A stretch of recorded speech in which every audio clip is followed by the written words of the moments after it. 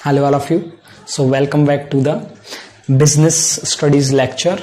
तो business studies के lecture में आज हम टेलर के द्वारा, लास्ट क्लास में हमने क्या पढ़ा था, टेलर दैट इज टेलर के द्वारा कुछ जो प्रिंसिपल दिए हुए थे वो हमने स्टडी किए थे, और आज हम पढ़ने वाले हैं टेलर के द्वारा कुछ टेक्निक्स दी गई हैं।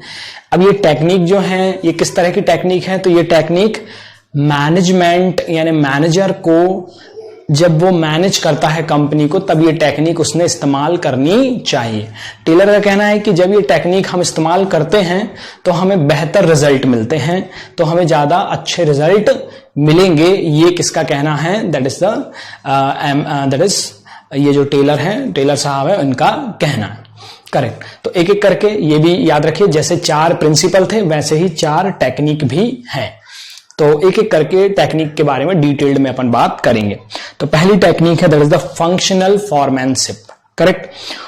अब पहली टेक्निक है तो भाई जो है टेलर साहब इनका क्या कहना है, तो इनका कहना है कि भाई आप जब भी आप अपने फॉरमैन्स अपॉइंट करते हैं या मैनेजर अपॉइंट करते हैं तो उनका कहना है कि आप अलग अलग कामों के लिए अलग अलग फॉरमैन को अपॉइंट करिए।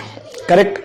मतलब ये कि भाई जो फॉरमैन है या जो मैनेजर है वो उनके काम अलग अलग होना चाहिए, उनके काम मिक्स नहीं होना चाहिए। करेक्ट।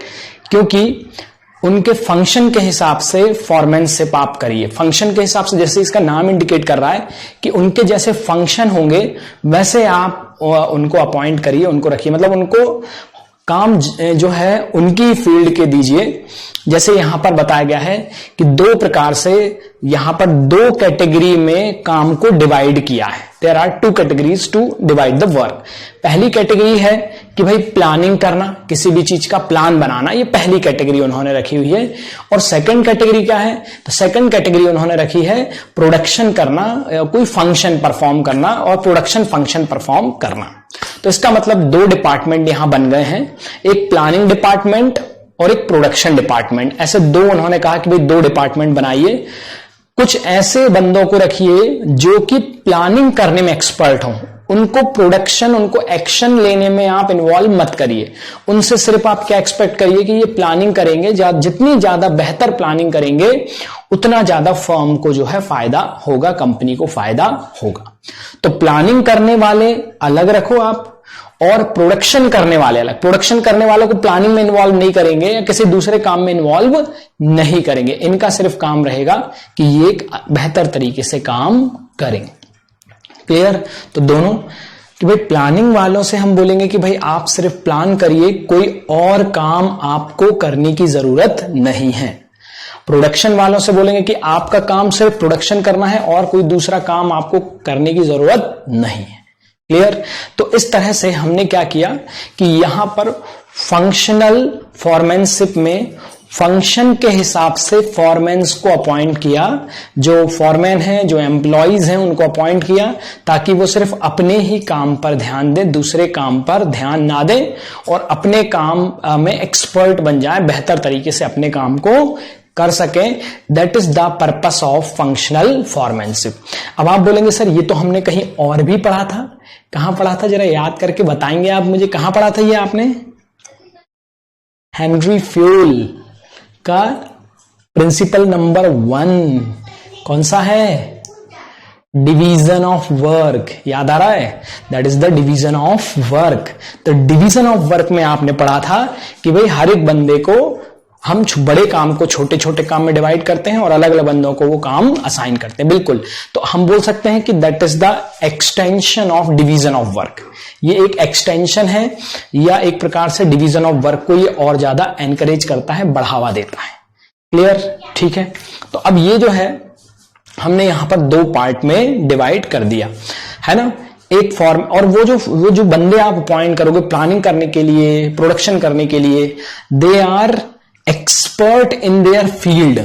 वो एक्सपर्ट रहेंगे, वो जो फॉरमैन रहेंगे अच्छा, मैं ये भी बता दूं कि फॉरमैन का मतलब होता है कि वो व्यक्ति जो जस्ट वर्कर से ऊपर होता है और वो वर्कर्स को एडवाइस करता है, गाइड करता है, यानी एक प्रकार से सुपरवाइजर की तरह वो काम करता है, ये फॉरमैन हम बोलते हैं उसको। तो ये क्या करेगा, तो ये एक्सपर्ट रहेगा, तो अपने वर्कर्स को क्या करने वाला है, ये अपने वर्कर्स को गाइड करने वाला है, अपने वर्कर्स को सुपरवाइज करने वाला है। क्लियर हुआ, समझ में आया? तो एक बार देखिए, पढ़ते हैं। इन दिस टेक्निक टेलर, तो टेलर सजेस्ट द, ध्यान दीजिए, डिवीजन ऑफ द फैक्ट्री, पूरी फैक्ट्री के 2 डिवीजन कर दीजिए। ऐसा कहना है मेरा नहीं, टेलर का। तो टेलर का कहना है कि पूरी फैक्ट्री को आप 2 पार्ट में डिवाइड कर दीजिए। कौन कौन से हैं? एक को बोलिए आप प्लानिंग डिपार्टमेंट और दूसरी को बोलिए प्रोडक्शन डिपार्टमेंट। तो प्लानिंग डिपार्टमेंट और प्रोडक्शन डिपार्टमेंट। क्लियर हुआ? तो सबसे पहले जब भी आप इस फंक्शन को देखो तो डिवीजन ऑफ वर्क के बारे में बात की जाएगी। तो 2 प्रकार से हमने बांट दिया, वन इज कॉल्ड प्लानिंग और other is called production department. Clear? Now Taylor feel that the workers जो हैं they are free from the burden of planning and they must concentrate to work and production. तो workers जो है वो free होंगे, उनको आप प्लानिंग करने की जिम्मेदारी मत दो, प्लानिंग करने के लिए कोई अलग से आप अपॉइंट कर लो जो प्लानिंग डिपार्टमेंट में काम करें। ठीक है, वर्कर को डिस्टर्ब करने की जरूरत नहीं है, प्रोडक्शन डिपार्टमेंट वाले वर्कर को डिस्टर्ब करने की जरूरत नहीं है। क्लियर? तो to develop the specialization in the productivity, तो यहां पर they are feel that worker must be free, तो वर्कर जो है they are free from the burden of planning, तो प्लानिंग के बर्डन से फ्री हो जाएं। ठीक है, समझ में आ रहा है? तो हम जो वर्कर हैं उनके ऊपर कोई इस तरह का बर्डन नहीं डालना। And they must concentrate on work, और क्यों नहीं डालना है? ताकि वो कंसंट्रेट करें काय पर? अपने काम पर। ठीक, now to develop the specialization, अब वो जब वो कंसंट्रेशन करेंगे उसी वर्क को बार बार करेंगे तो ऑब्वियसली स्पेशलाइजेशन आएगा। डिवीजन ऑफ वर्क में पढ़ा है अपन ने, ठीक है ये। Now the Taylor suggest under each department there must be some functional expert to supervise, guide, instruct the workers. तो हर एक डिपार्टमेंट में कुछ ऐसे बंदे होना चाहिए जो अपनी फील्ड के एक्सपर्ट हो। ठीक है, वो गाइड कर सकें, वो बता सकें। अब यहां पर याद रखिए, अभी अपन पढ़ेंगे तो टेलर ने हर एक फील्ड में 8 बंदों को, मतलब हर एक फील्ड में पूरी कंपनी में 8 बंदों को उन्होंने बताया कि कम से कम 8 एक्सपर्ट होना चाहिए। अभी अपन देखेंगे कि उन एक्सपर्ट को 8 को क्या क्या बोलते हैं, उनके नाम क्या हैं और उनके काम क्या हैं, वो पूरी लिस्ट दी हुई है। अभी अपन बस 5 मिनट बाद अपन वो लिस्ट पे पहुंचने वाले हैं। बट याद रखिए यहां पर सबसे पहली चीज क्या है? सबसे पहली चीज आप इस प्रिंसिपल में लिखेंगे कि टेलर ने काम को 2 पार्ट में डिवाइड किया है ना, या फैक्ट्री को उसने 2 पार्ट में डिवाइड किया है। सबसे पहला है number 1, that is the production department के तौर पे, और दूसरा प्लानिंग डिपार्टमेंट के तौर पे। फिर उन्होंने कहा कि भाई जो प्लानिंग डिपार्टमेंट है, जो आप प्लानिंग कर रहे हैं, उसमें वर्कर्स को आप इन्वॉल्व मत करिए, आप वर्कर को अपने काम पर कंसंट्रेशन करने दीजिए, जिससे उसे स्पेशलाइजेशन आएगा। क्लियर? नाउ अब यहां पे देखिए, one foreman can not be expert in every aspect. तो उन्होंने कहा कि एक व्यक्ति सभी चीजों में, अब इतने सारे 8 एक्सपर्ट को अपॉइंट करने की बात बोली उन्होंने, क्योंकि हर एक कोई भी एक बंदा सारी फील्ड में एक्सपर्ट नहीं हो सकता।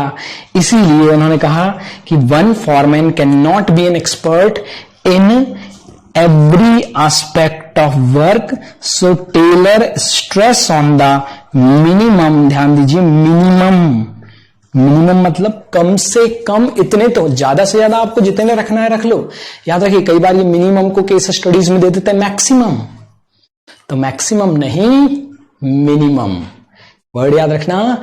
कम से कम 8, ज्यादा से ज्यादा तुम्हारी मर्जी। ठीक है, आपकी मर्जी, कितने भी रख लो, मगर कम से कम कितने तो रखना है। एक अच्छी कंपनी है आपकी तो 8 तो आपको रखने ही पड़ेंगे। क्लियर? नाउ और द फंक्शनल एक्सपर्ट, और क्यों रख रहे हैं ये? To supervise, to guide, to help, किसकी? वर्कर्स की। Clear? Now each boss will be specialist in one aspect. हर एक बॉस अपनी अपनी फील्ड में, हर एक बॉस को किसको बोल रहे हैं, वो फॉरमैन को बोल रहे हैं। हर एक बॉस अपनी अपनी फील्ड में एक्सपर्ट होना चाहिए और work while observing and instruction the workers and will definitely specialization. ठीक है, डेफिनेटली स्पेशलाइजेशन आ जाएगा, यह होना चाहिए। सो दिस टेक्निक एक्सटेंशन, अब ध्यान दीजिए, this technique is an extension of division of work. तो डिवीजन ऑफ वर्क का एक्सटेंशन है। ठीक है, this technique is an extension of division of work. अब और थोड़ा सा इसके बारे में अपन बात करते हैं कि भाई टेलर साहब का कहना है कि कम से कम 8 एक्सपर्ट आपकी कंपनी में होने ही चाहिए। करेक्ट, फैक्ट्री में होने ही चाहिए। अच्छा, फैक्ट्री कितने पार्ट में डिवाइड है? 2 पार्ट में। करेक्ट, 2 पार्ट में फैक्ट्री को डिवाइड किया है, एक प्लानिंग डिपार्टमेंट और एक प्रोडक्शन डिपार्टमेंट। तो टोटल दोनों को मिला के, दोनों डिपार्टमेंट को मिला के कम से कम 8 स्पेशलिस्ट होने चाहिए, जिसमें 4 काय में जाएंगे प्लानिंग में और 4 काय में जाएंगे प्रोडक्शन में। करेक्ट, तो प्लानिंग डिपार्टमेंट में 4 स्पेशलिस्ट और प्रोडक्शन डिपार्टमेंट में भी 4 स्पेशलिस्ट होंगे। क्लियर, समझ में आया? तो ये 4 स्पेशलिस्ट दोनों डिपार्टमेंट्स में ही होंगे। नाउ अब और आगे बढ़ते हैं कि भाई ये जो 4 स्पेशलिस्ट हैं, ये दोनों डिपार्टमेंट में होने ही चाहिए। ठीक है, अब एक और चीज मैं आपको बता दूं कि इसका मतलब जैसे प्रोडक्शन डिपार्टमेंट में 4 एक्सपर्ट हो गए, तो मुझे बताइए कि क्या प्रोडक्शन डिपार्टमेंट के जो वर्कर रहेंगे उनको ये 4 स्पेशलिस्ट से एडवाइस लेना पड़ेगा? ये 4 स्पेशलिस्ट, ये 4 एक्सपर्ट उनको इंस्ट्रक्शन देंगे? तो जी हां, ये बिल्कुल सही है कि ये जो 4 स्पेशलिस्ट होंगे ये सारे वर्कर को इंस्ट्रक्शन देंगे। क्लियर हुआ? जैसे प्रोडक्शन डिपार्टमेंट में 4, टोटल 8 है ना, 4 प्लानिंग के और 4 प्रोडक्शन के। तो प्रोडक्शन डिपार्टमेंट में वो 4 एक्सपर्ट हैं, वो चारों एक्सपर्ट क्या करने वाले हैं? वर्कर्स को गाइड करने वाले हैं, वर्कर को ऑर्डर देने वाले हैं, वर्कर को एडवाइस करने वाले हैं। क्लियर, समझ में आया? ध्यान यहां पे होना चाहिए। ठीक है, तो अब मेरे को बताइए कि ठीक है, आपको समझ में आ गया कि भाई टोटल 8 स्पेशलिस्ट होंगे, 4 प्लानिंग डिपार्टमेंट के स्पेशलिस्ट होंगे और 4 प्रोडक्शन के। और इसका मतलब वर्कर्स को चारों की बातें सुनना पड़ेगा। ठीक है, अब एक और चीज मुझे बताइए कि भाई जब 4 बॉस वर्कर्स को ऑर्डर देंगे तो ऐसा नहीं लगता कि ये हेनरी फ्यूल के एक प्रिंसिपल को वायलेट कर रहे हैं? मतलब एक प्रिंसिपल हमने पढ़ा था, कौन सा प्रिंसिपल था, उसको, उसका एक्सेप्शन है, उसको वायलेट कर रहे हैं, उसकी मान नहीं रहे। वो प्रिंसिपल कुछ ऐसा बोलता था कि एक ही बॉस का ऑर्डर मिलना चाहिए। मेरे को तो याद नहीं आ रहा, आपको याद आ रहा है क्या? Unity of command. तो यूनिटी ऑफ कमांड जो है उसको ये क्या कर रहा है, उसको ये कॉन्ट्राडिक्ट कर रहा है, उसका एक्सेप्शन है। तो कई बार क्वेश्चन आता है कि भाई कौन सा प्रिंसिपल वायलेट किया जा रहा है फंक्शनल फॉरमैनशिप के द्वारा?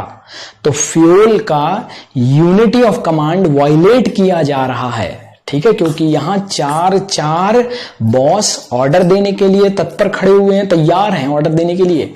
अच्छा, और एक और क्वेश्चन आता है कि भाई ये जो फंक्शनल फॉरमैनशिप है, it is the extension of which principle of Henry fuel?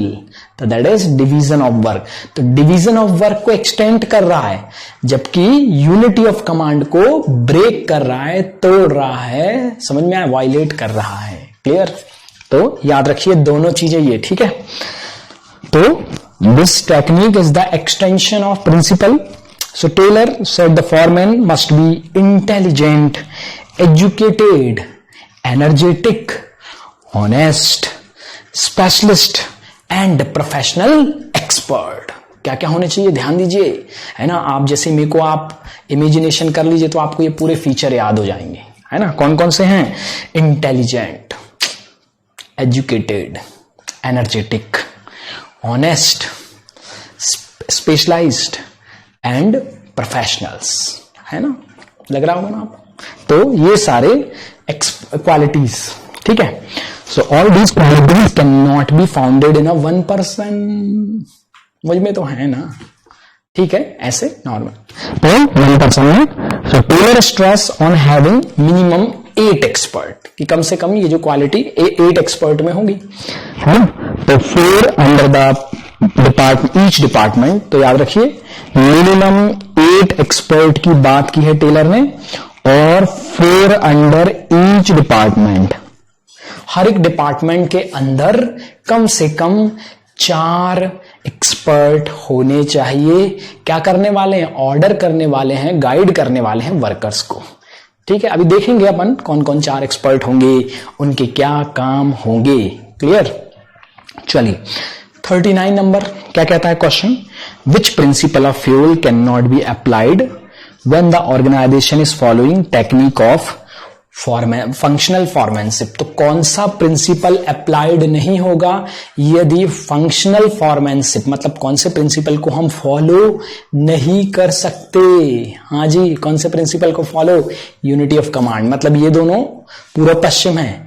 अगर फंक्शनल फॉर्मेनशिप हो रहा है तो यूनिटी ऑफ कमांड नहीं होगा, और यदि यूनिटी ऑफ कमांड हो रहा है तो फंक्शनल फॉर्मेनशिप नहीं होगा, क्लियर।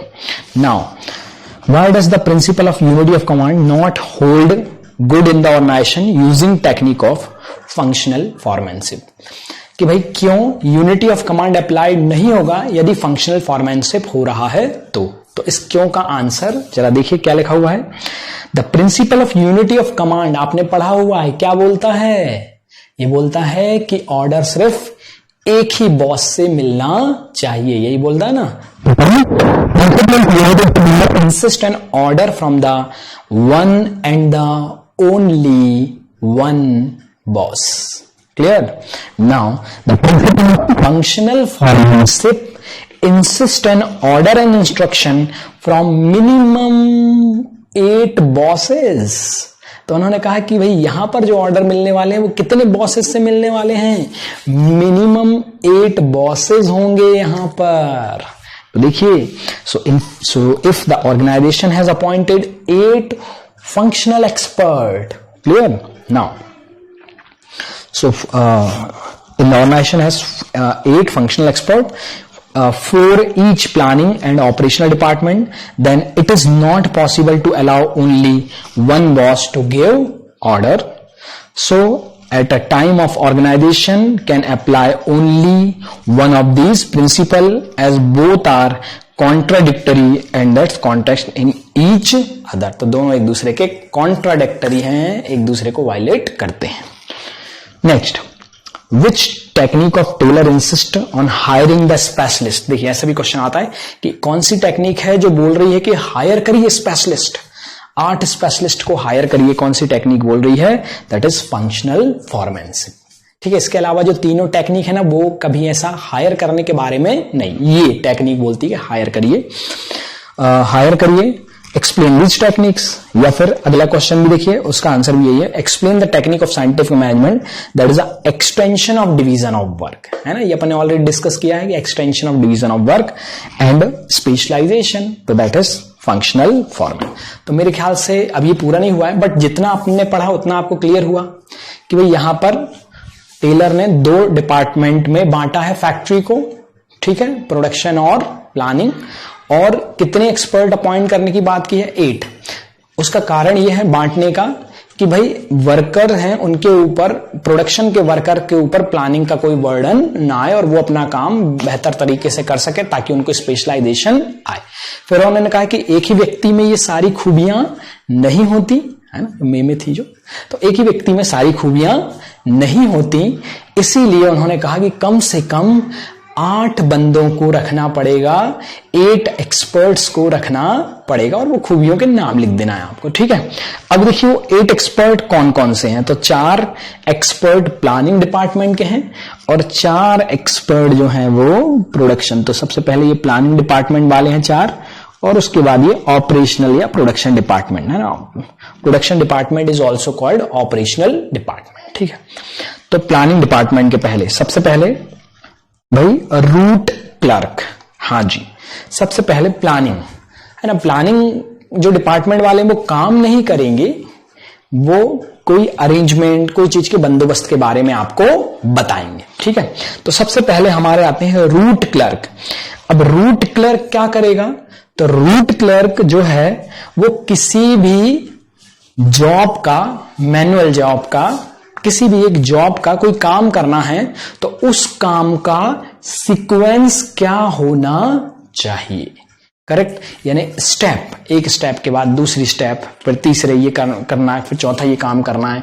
तो हर एक चीज की एक स्टेप बनती है, एक सीक्वेंस बनता है, एक प्रोसीजर बनता है। तो वो स्टेप, वो प्रोसीजर को फॉलो किया जाएगा। क्लियर? तो देखिए, the foreman is responsible to, ध्यान दीजिए, फिक्स अप द सीक्वेंस, है ना।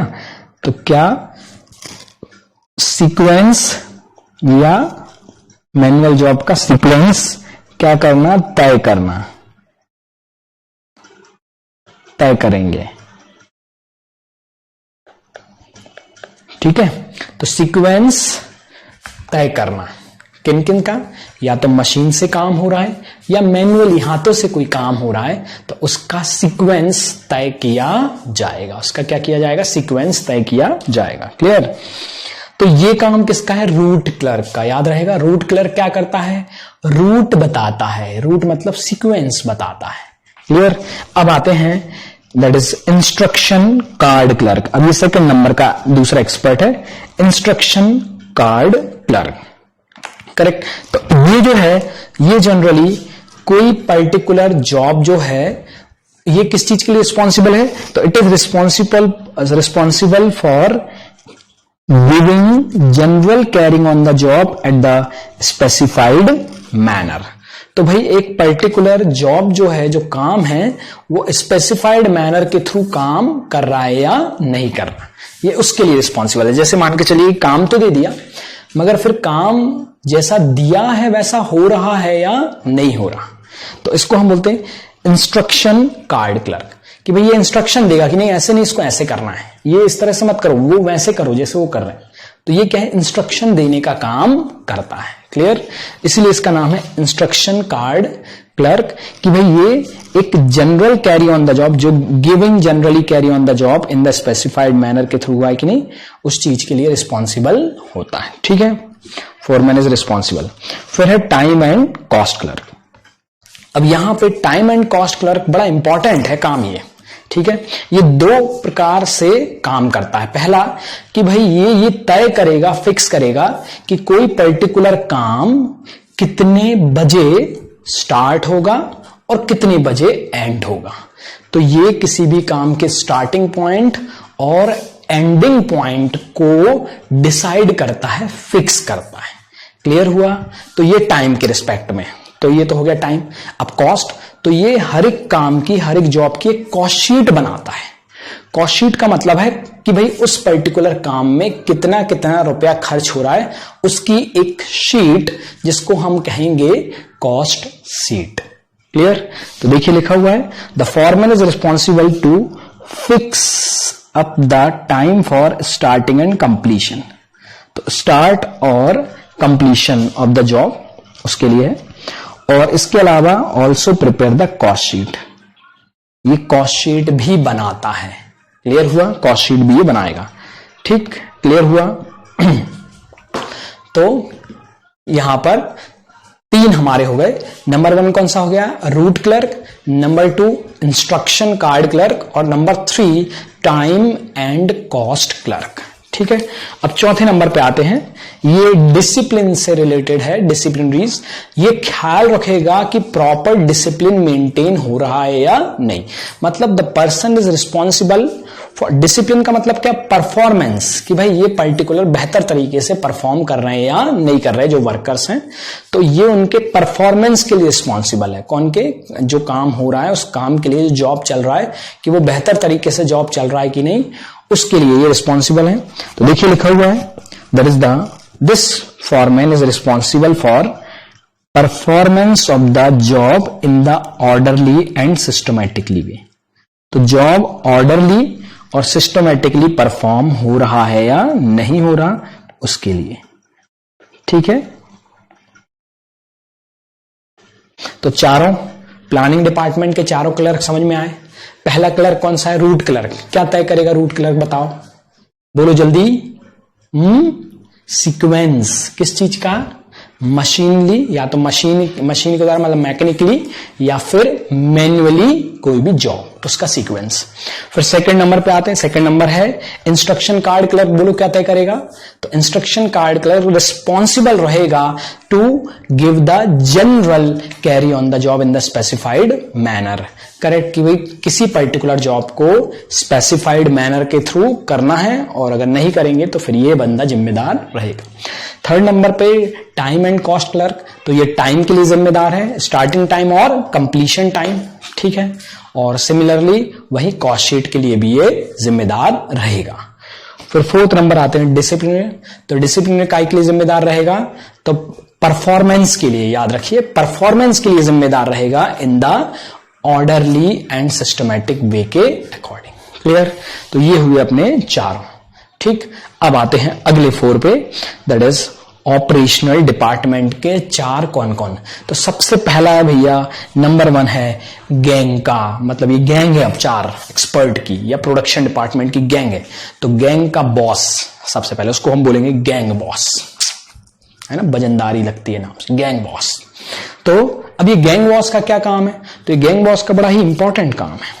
गैंग बॉस ये देखेगा कि भाई जो भी मशीन, टूल्स या अदर रिसोर्सेज जो काम करने के लिए जरूरी हैं वो है या नहीं वर्कर के पास, ये देखेगा। गैंग बॉस का काम है कि भाई जो मशीन, टूल्स और एक एसेसरीज जो भी काम करने के लिए जो चीजें जरूरी हैं वो हैं भी या नहीं। ऐसा तो नहीं कि वर्कर बेचारे सफर कर रहे हैं इस चीज से। करेक्ट, तो that is called gang boss. तो वो कौन देखिए? Gang boss. देखिए, तो गैंग बॉस अरेंज करेगा, देखिए मतलब अरेंज करेगा, सभी चीजें अरेंज करेगा, ऑल द मशीन, टूल्स और अदर रिसोर्सेस अरेंज करना इसी का काम है। Required to perform the job, so that अगर गैंग बॉस ने ध्यान नहीं दिया तो डिले हो जाएगा काम। गैंग बॉस प्रॉपरली उनको सबको अपने हिसाब से जो है चीजें अवेलेबल कराता गया तो फिर समय पे काम होगा। फिर आते हैं स्पीड बॉस।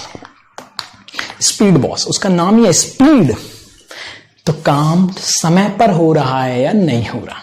वर्कर को जो टाइम दिया है, याद है वर्कर को टाइम किसने दिया है? वर्कर को टाइम कम स्टार्ट और एंडिंग किसने प्लानिंग की है कि भाई स्टार्टिंग टाइम ये होना चाहिए और एंडिंग टाइम ये होना चाहिए। कौन सा वर्कर है, याद है आपको?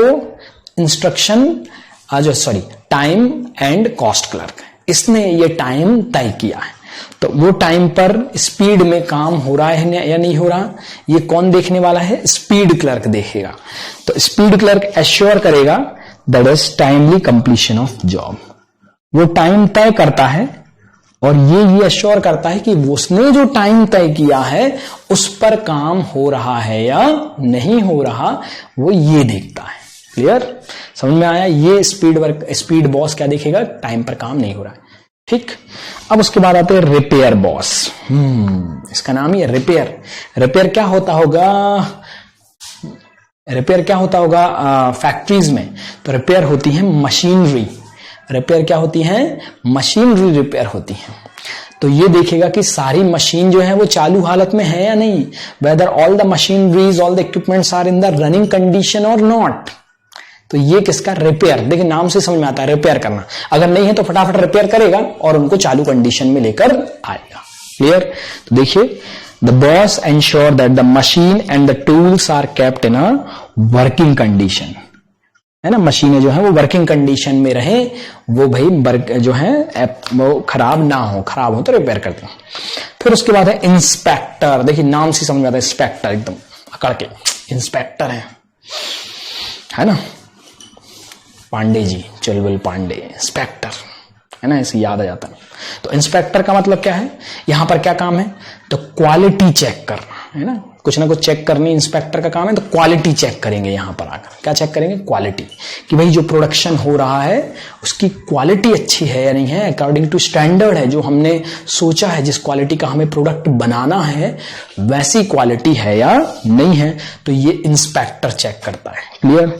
तो the boss kept to check the quality control, ध्यान दीजिए इस वर्ड को, क्वालिटी कंट्रोल ऑफ आउटपुट कहा जाता है, quality control of output. Clear हुआ? तो that is called quality control. तो देखिए इसमें सबसे पहले गैंग बॉस अरेंज कराता है, मशीन इक्विपमेंट टूल्स अरेंज कराता है जो भी जॉब के लिए चाहिए ताकि डिले ना हो। स्पीड बॉस टाइम एश्योर्ड करता है कि भाई ये पर्टिकुलर टाइम पर होना चाहिए। करेक्ट? ये पर्टिकुलर जो टाइम है इस टाइम पर जो है काम खत्म हो जाना चाहिए। ठीक है? फिर वहीं रिपेयर बॉस क्या करता है? वर्किंग कंडीशन है क्या चीज की? मशीन की। फिर इंस्पेक्टर क्वालिटी कंट्रोल। तो पूरे 8 बॉस समझ में आए, मतलब 8 एक्सपर्ट है ना, प्रोडक्शन वाले सभी के सामने बॉस लगा हुआ है और देख रहे हैं आप, और जो प्लानिंग वाले क्लैरिकल है, मतलब क्लर्क है वो। ठीक है? बाकी ये सब बॉस है। चलो जरा एक बार फटाफट 8 के नाम तो कम से कम याद हो। सबसे पहला, हाँ भी प्लानिंग के बताओ फटाफट, प्लानिंग के सबसे पहला रूट क्लर्क। हाँ जी। सेकंड नंबर पे बताओ, सेकंड नंबर पे बोलो instruction card clerk. Third number पे बोलो जल्दी, time and cost clerk. Fourth number पे डिसिप्लिनरीज। करेक्ट? अब जरा प्रोडक्शन के तो बॉस लोग हैं, चलो बोलो जल्दी नाम। पहला gang boss, speed boss, repair boss और इंस्पेक्टर। क्लियर हुआ? तो ये अपनी पहली टेक्निक हुई, मेरे ख्याल से आपको क्लियर हुई पहली टेक्निक। ठीक है? तो ये पहली टेक्निक यहां से शुरू थी, याद है आपको? फंक्शनल फॉरमैनशिप से पूरा अपन ने डिटेल में पढ़ा फंक्शनल फॉरमैनशिप क्या होती है, फिर उसकी कुछ केस स्टडीज किए और फिर उनके बॉसेस के बारे में जाना। अब आते हैं सेकंड नंबर के प्रिंसिपल पे, that is standardisation and simplification of work. अब ये कहना है अगेन मिस्टर टेलर का कि भाई आपके ऑर्गेनाइजेशन में 2 चीजें और होनी चाहिए, एक स्टैंडर्डाइजेशन होना चाहिए और एक सिंप्लीफिकेशन होना चाहिए। Standardisation and simplification. अब ये दोनों के मतलब अलग अलग हैं, दोनों की मीनिंग अलग अलग है। तो देखिए अब सबसे पहले दोनों स्टैंडर्डाइजेशन का मीनिंग समझते हैं। What is the meaning of standardisation? अब स्टैंडर्ड किसी भी चीज का एक स्टैंडर्ड मेंटेन करके रखना है।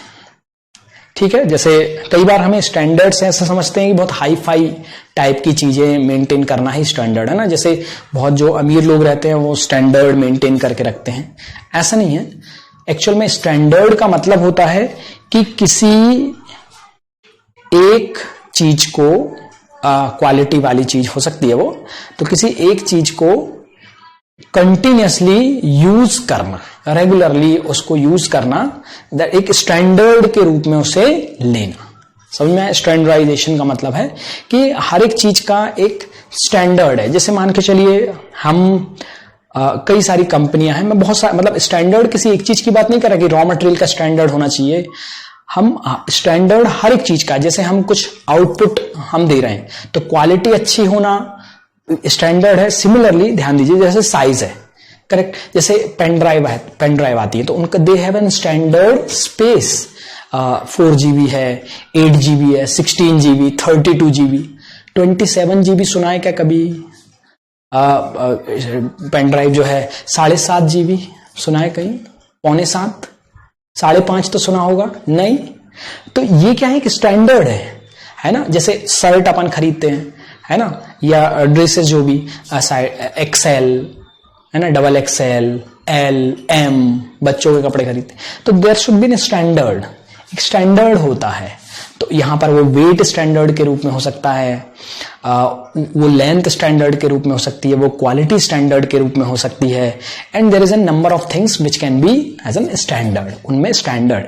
तो यहां पर उन्होंने कहा है कि जब भी आप प्रोडक्शन करें, your production should be at a standard.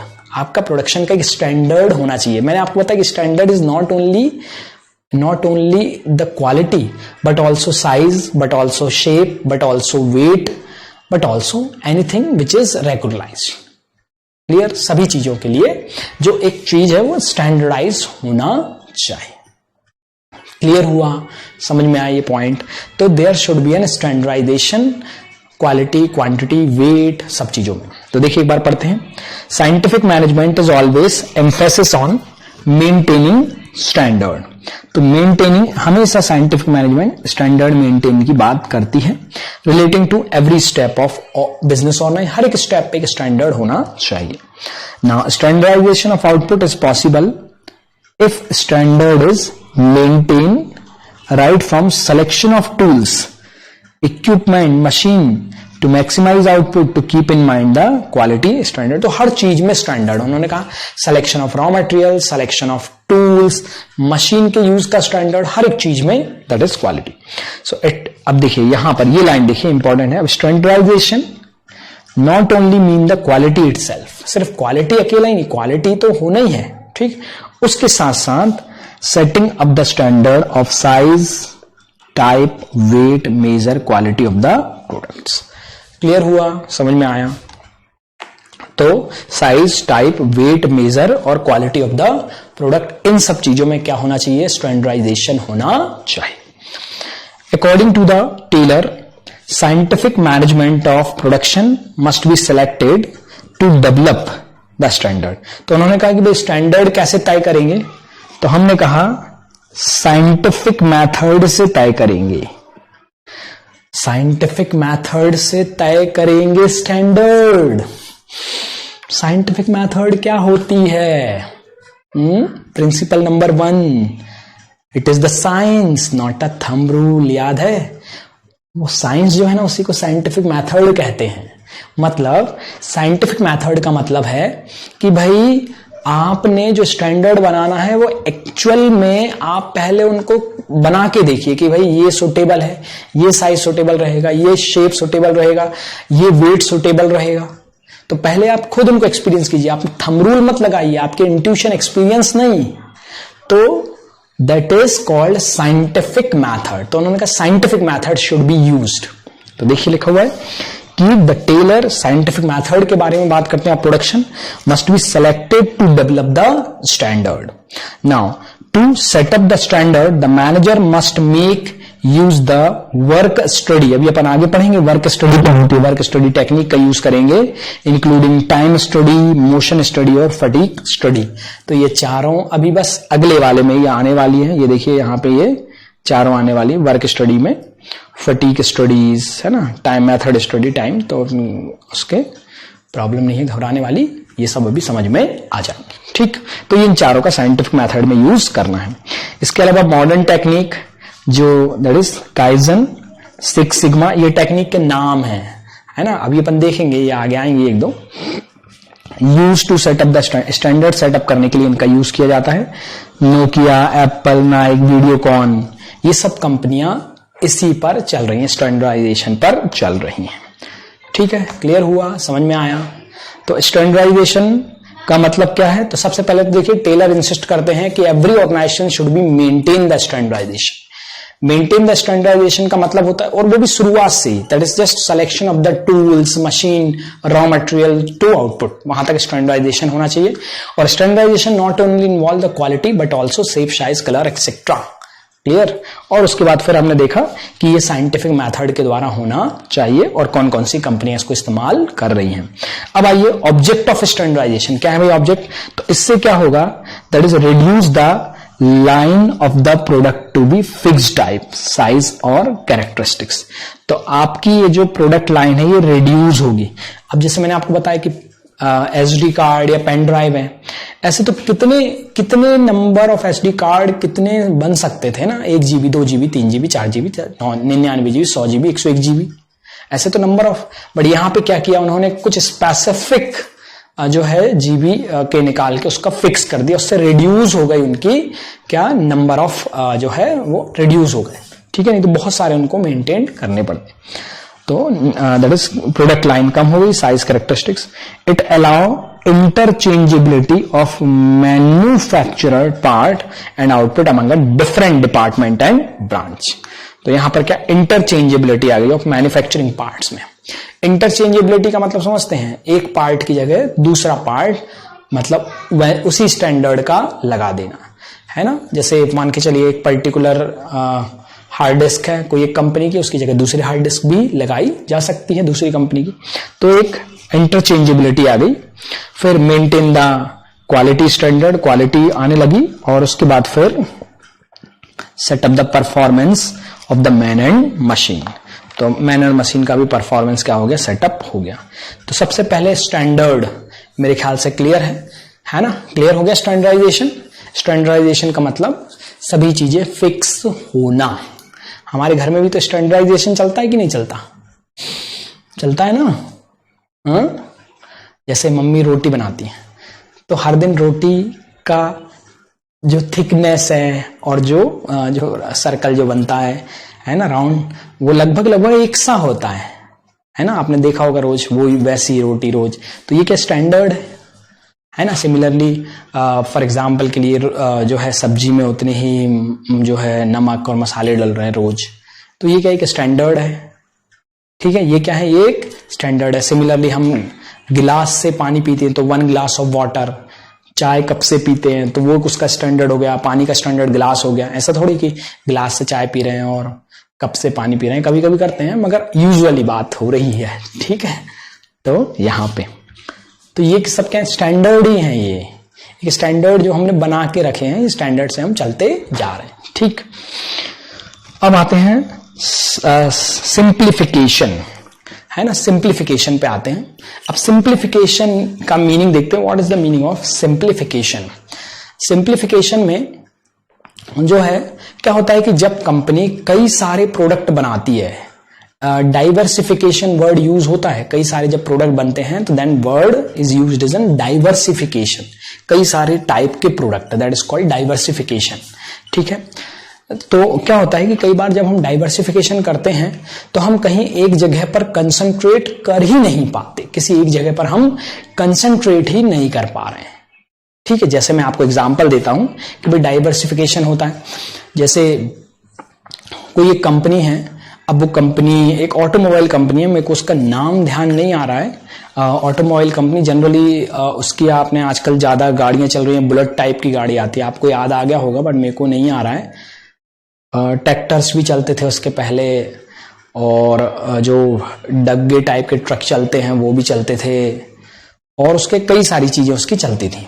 पर धीरे धीरे करके क्या हुआ कि भाई वो जो बंदा है वो किसी पर भी कंसंट्रेट नहीं कर पा रहा था, वो जो बंदा है वो किसी पर भी कंसंट्रेट नहीं कर पा रहा था, क्योंकि there are number of product they are producing, correct. तो उसने क्या किया, ट्रैक्टर भी बंद कर दिया, ऑटो भी बंद कर दिया, अब सिर्फ वो जो बाइक है ना उस पर कंसंट्रेट करता है। और आप समझेंगे कि जैसे उसने ये किया सिंप्लीफिकेशन, तो उसने अपनी बाइक में रिक्वायर्ड चेंज किए, क्योंकि अब वो उस पर फोकस करने लगा, और अब इतना ज्यादा सेल बढ़ गया। नहीं तो उस समय जब इतना डाइवर्सिफिकेशन था तब भी उतना प्रॉफिट नहीं था जितना उसको अब हो रहा है। अब वो मेरे को आपको बिल्कुल ध्यान आ गया होगा कि वो जो बुलेट जैसी गाड़ी जो आजकल चल रही है अलग अलग उसमें पैटर्न में, है ना, तो वो आजकल ज्यादातर लोग ऐसे पुलिस वुलिस वाले और एकदम हट्टे कट्टे बॉडी बिल्डिंग वाले लोग चलाते हैं, उसको देखा होगा आपने। हाँ, मेरे को नाम ही ध्यान नहीं आ रहा, रॉयल एनफील्ड। तो वो जो है वो पहले कंपनी रॉयल एनफील्ड बहुत सारी चीज बनाती थी, बट उसने सब बंद करके ये बनाना शुरू किया। तो ये क्या, ये सिंप्लीफाई किया अपने आप को। मतलब बहुत सारे अगर आप प्रोडक्शन कर रहे हैं तो उनको अगर आपको नहीं प्रॉफिट हो रहा है या आपको ऐसा लग रहा है तो आप उनको बंद कर दीजिए और किसी एक चीज पर फोकस करिए, करेक्ट। दैट इज द फंडा ऑफ सिंप्लीफिकेशन, क्लियर। वो जो है सिंप्लीफिकेशन का फंडा रहता है। देखिए, सिंप्लीफिकेशन एम्फेसिस ऑन एलिमिनेट करना unnecessary diversity, eliminating unnecessary diversity of the product size and types.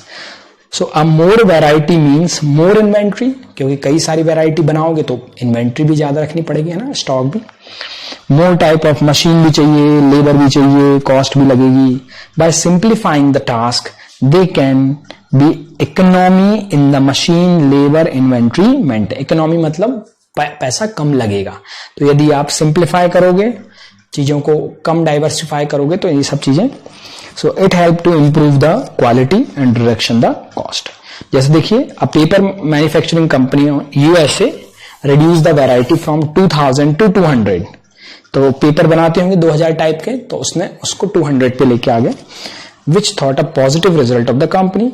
Fruit can be manufacturing company by reducing the variety of, तो फ्रूट कैन मैन्युफैक्चरिंग कंपनीज है, उसने भी अपनी वैरायटी 200 से 32 पे लाए, तो वो ज्यादा बेहतर तरीके से काम करने लगे।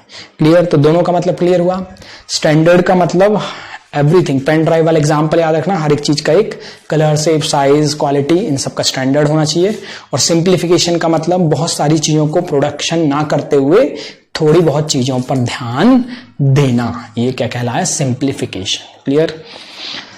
Name of the two companies which have a successful applied standardization and simplification of work। तो दोनों जो है कौन सी कंपनी है? तो नोकिया है, माइक्रोसॉफ्ट है, फोर्ड है। ठीक है, तो ये कंपनी जो है, इन कंपनियों ने पॉजिटिवली इसको यूज किया है। फोर्ड की आती है वो, फोर्ड कंपनी है ना। फिर उसके बाद अब अगली केस स्टडी देखिए। केस इस प्रकार के आते हैं, तो ध्यान से केस पढ़ेंगे आप तो ऑटोमेटिकली आपको क्लियर होगा। केस पढ़ने का तरीका क्या बताया कि जब केस स्टडी बहुत बड़ी हो तो पहले अपन क्या उसको पढ़ लें लास्ट में, जो उन्होंने पूछा है हमसे। ठीक है, उसके बाद फिर अपन उसके एंगल से उसको पढ़ेंगे। तो देखिए, आइडेंटिफाई सबसे लास्ट में पढ़ रहा हूं मैं, उसमें जो क्वेश्चन पूछा गया है, identify and explain the two technique of scientific management used by Sandhya to solve the problem. तो अपने को कोई टू टेक्निक्स का पता लगाना है कि उसमें कौन कौन सी दो टेक्निक इस्तेमाल हो रही हैं। चलिए पढ़ें। भाई संचित है, after completing his entrepreneurship course from the Sweden. तो स्वीडन में उन्होंने अपना कोर्स किया है, ठीक है, एंटरप्रेन्योरशिप का, और वापस आ गए इंडिया कोर्स करके अपने। Start the coffee shop aroma coffee can in a famous mall in new Delhi. तो अरोमा कॉफी कैन के नाम से उन्होंने, अरोमा कॉफी कैन के नाम से उन्होंने एक कॉफी जो है शॉप हम मान लेते हैं, ठीक है, तो वो लगाई हुई है। The speciality of the coffee shop was special aroma of coffee, तो अरोमा वाली coffee, and a wide variety of flavours to choose from तो इसके अलावा अरोमा के साथ और भी कई सारे फ्लेवर्ड में आती है, जैसे आज देखते हैं कि कई सारे फ्लेवर्ड में आती हैं, तो कॉफी भी there is a number of flavours. So somehow the business was neither profitable और नॉट पॉपुलर। तो उनका बिजनेस अब चल नहीं रहा है। Sanchit was keen to find out the reason. अब संचित इसके कारण जानते हैं, तभी तो कारण को हटाएंगे तब बिजनेस चलेगा। तो अब उन्होंने क्या किया? He appoint the Sandhya, MBA from the reputed college. तो उन्होंने अपने एम्प्लॉय के रूप में एक संध्या को अपॉइंट किया कि भाई संध्या, अब तुम पता लगाओ कि हमारा बिजनेस क्यों नहीं चल रहा है, इसके ये कारण से। तो देखिए क्या हुआ।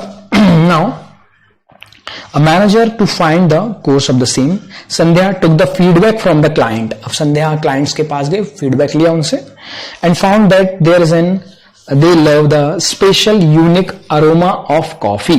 तो उन्होंने कहा कि भैया हमको जो अच्छी लगती है कॉफी वो सिर्फ कौन से फ्लेवर की लगती है, मतलब कौन सी कॉफी लगती है, सिर्फ aroma, special unique flavour, and not happy with the long waiting time. Long waiting time उनको अच्छा नहीं लगता है। उसमें क्या होता है, कई बार हम किसी होटल में जाते हैं, तो होटल में जाते हैं तो कई बार ऐसा बहुत ज्यादा वेटिंग टाइम होता है, तो क्यों आ गए यार यहाँ पे, है ना, आजू बाजू वाले लोग खा रहे हैं, हम उनको देख रहे हैं, करेक्ट। तो ये लॉन्ग वेटिंग टाइम जो है, ये है ना, मुंह में पानी आ रहा है, भूख लग रही है, ला ही नहीं रहा, बार बार बोले भैया ऑर्डर, भैया हमारा ऑर्डर, भैया। तो है ना, ऐसे यहाँ पे एक दो वो छोले कुलचे खाने जाते हैं कई बार, पंडित जी के तो बैठे ही रहते हैं, है ना, तो ऐसे तो long time, and being taken to process of the order, she analyzed that and found out that there are many unnecessary, that is obstructions between which can be eliminated। और फिर लॉन्ग वेटिंग टाइम लगता है order में, और फिर जब उसने देखा कि ऑर्डर जब कोई बंदा देता है तो उसके बीच में, ऑर्डर देने और ऑर्डर आने के बीच में कई सारे अननेसेसरी ऑब्स्ट्रक्शन हैं जिसको हम दूर कर सकते हैं ताकि ऑर्डर जल्दी आए, ठीक है। Now she fix the standard time for processing the order. उसने क्या किया कि स्टैंडर्ड टाइम फिक्स किया कि भैया इतने इतना हर एक बंदे का 5 मिनट में 10 मिनट में ऑर्डर उसकी टेबल पे होना ही चाहिए, कि स्टैंडर्ड टाइम फिक्स कर दिया। Now she fix the standard time and she also realise that there were be a flavour whose demand was not enough. तो कुछ ऐसे फ्लेवर भी हम बेच रहे हैं जबरदस्ती में जिनकी डिमांड नहीं है, कई सारे कॉफी के फ्लेवर बेच रहे थे। तो उन्होंने किया कि भाई so decide to stop the sale of such flavour, जो बिक ही नहीं रहे, काय के लिए उनको अपन माथा उनको, ठीक है, फोड़ना। As a result which is a short period Sunday was able to attract the customers, identify the two management technique. तो देखिए सबसे पहले तो एक क्लियर सी बात आई कि यहां पर सिंप्लीफिकेशन तो हमको बिल्कुल देखने को मिल रहा है, स्टैंडर्डाइजेशन एंड सिंप्लीफिकेशन। सिंप्लीफिकेशन कहां कि कई सारे फ्लेवर को हमने क्या कर दिया, गेट आउट कर दिया। इसके अलावा एक वर्क स्टडी भी है। वर्क स्टडी जो हमारा अगला टॉपिक है, उसमें हम कई सारे टाइम्स वगैरह सब एलिमिनेट करते हैं, टाइम स्टडी, मोशन स्टडी, ये सब अभी आगे पढ़ेंगे। क्लियर? अब बस 5 मिनट, ठीक है। तो हम ये सब चीजें एलिमिनेट करेंगे, 5-10 मिनट का और लेक्चर बचा है। तो ये सब टेक्निक्स लिखी हुई है, ठीक है, ये आगे पढ़ने वाले हैं। और 3rd नंबर का जो है सिंप्लीफिकेशन ऑफ वर्क। क्लियर? तो मोशन स्टडी, टाइम स्टडी और सिंप्लीफिकेशन ऑफ वर्क ये आएगा। तो मोशन स्टडी और टाइम स्टडी आपने अभी पढ़ी नहीं है, तो ये जब आप पढ़ेंगे तो ऑटोमेटिकली आपको पता चलेगा, ठीक है। ये आपने पढ़ा है simplification of work. Simplification of work यहां पर हुआ है क्योंकि हमने कई सारी वैरायटीज को यहां पर कम किया है, ठीक है। आगे बढ़ें, चलिए आगे बढ़ते हैं, क्वेश्चन नंबर 45 पे चलते हैं। Now mister Kapoor, a finance manager of the ABC limited, applied for leave to attend a family function in Amritsar. ठीक है, ये यहां का नहीं है मगर आपने पढ़ा हुआ है, चलो देखते हैं थोड़ा बहुत याद आता है कि नहीं आपको। ये फ्यूल का फंक्शन है, मैं आपको बता दूं, यहाँ केस स्टडी जरूर दी हुई है मगर ये एक one of the function of a fuel, हाँ है ना, फ्यूल का है। तो अपन देखते हैं उसको, या इन्हीं सॉरी फंक्शन बोल रहा हूं, प्रिंसिपल, इन्हीं प्रिंसिपल में से एक है जो अपन ने पढ़े हुए हैं, ऑलरेडी अपन ने पढ़े हैं। तो मैं देख रहा हूं कि आपको ये प्रिंसिपल याद आता है या नहीं आता। तो mister Kapoor, a finance manager of ABC, applied to leave to attend the family function in Amritsar. तो मिस्टर कपूर एक फाइनेंस मैनेजर हैं और उन्होंने लीव के लिए, क्योंकि उनका फैमिली फंक्शन है, ऑब्वियस सी बात है भाई, घर का परिवार का फंक्शन है, तो जाना चाहते हैं। Now the director of a company request him to cancel his leave. तो डायरेक्टर जो है कंपनी के, उन्होंने कहा कि भैया आप अपनी लीव को कैंसिल कर दीजिए। ठीक है, क्यों कर दीजिए? अब उन्होंने बताया है कि भाई कैंसिल कर दीजिए क्योंकि एक इंपॉर्टेंट मीटिंग उस डेट पर शेड्यूल्ड हुई है, schedule the important meeting on that date. Mister Kapoor immediately cancel agree and cancel his trip and he thought attending meeting is more important for the company's benefit. So which principle of fuel is applied by Mr. Kapoor? मतलब अपने individual काम को छोड़कर, अपने खुद के interest को छोड़कर कंपनी के इंटरेस्ट को प्रायोरिटी देना, अपने खुद के इंटरेस्ट को सेक्रीफाइस करके, अपने खुद के मोटिव को सेक्रीफाइस करके कंपनी मोटिव, ऑर्गेनाइजेशन मोटिव के लिए जाना। हाँ जी बताइए कौन सा है ये? दैट इज इंडिविजुअल इंटरेस्ट जो है वो, सॉरी, जनरल और national interest is supersede to the individual interest. Individual interest जब भी ऑर्गेनाइजेशनल इंटरेस्ट आता है तो हमेशा उसको प्रायोरिटी दी जाती है। याद है एक बार पढ़ा था अपन ने, मैंने आपको जनरली उसके ऐसे एग्जांपल दिए थे, अगर आपको याद होंगे, कि मैनेजर ने खुद के इंटरेस्ट के लिए अपने रिश्तेदार को गुड्स सेल कर दिया। याद आ रहा है? थोड़ा दिमाग पे जोर डालो, याद आ रहा है? तो ये वही है, that is subordination of individual interest to general interest. फिर नेक्स्ट 46 पे चलते हैं। Saket, after completing the entrepreneurship course from the USA, returned to India, start the coffee shop. What is the name of coffee? A famous morning Mumbai. The specialty of the coffee shop was special available. In a variety of flavors, sometimes living very comfortably. Saket was from the region. He appointed the real. Same question है जो अभी अपन ने पढ़ा। ये जो है question number 44 जो संचित वाला क्वेश्चन पढ़ा वो सेम है, सिर्फ नाम बदल गए।